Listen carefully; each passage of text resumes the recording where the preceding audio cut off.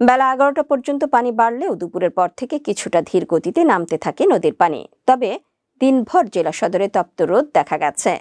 তপ্ত রোদের মাঝেও চেঙ্গি নদীর পানি বেড়ে বাসাবাড়িতে ঢুকে পড়ায় অবাক হয়েছেন অনেক পানিবন্দী পরিবার। গরু আছে, ছাগল আছে, মুরগি আছে, সবকিছুতে পানি উঠছে।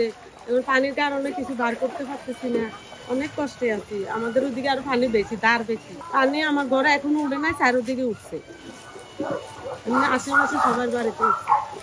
সকাল 6টা 30 মিনিট হঠাৎ করে পানি। আমার বাড়িতে মন্দির আছে, মন্দির এমনকি আমার বাসস্থান, দোকান, ওই দোকানের পানি নিষ্কাশন। আমাদের তো একটা আতঙ্ক লাগতেছে। গরু ছাগল আছে, সাইডে এগুলো পাহাড়ের দিকে নিয়ে গেছে। ঘুমের থেকে উঠে দিয়ে হঠাৎ করে পানি 2-4-5 মিনিটের ভিতরে আমার ঘরে 3 ফুট 3.5 ফুট পানি হয়ে গেছে। এখন এই করতে পারি, ছাড়তে করে গেছি না, এখন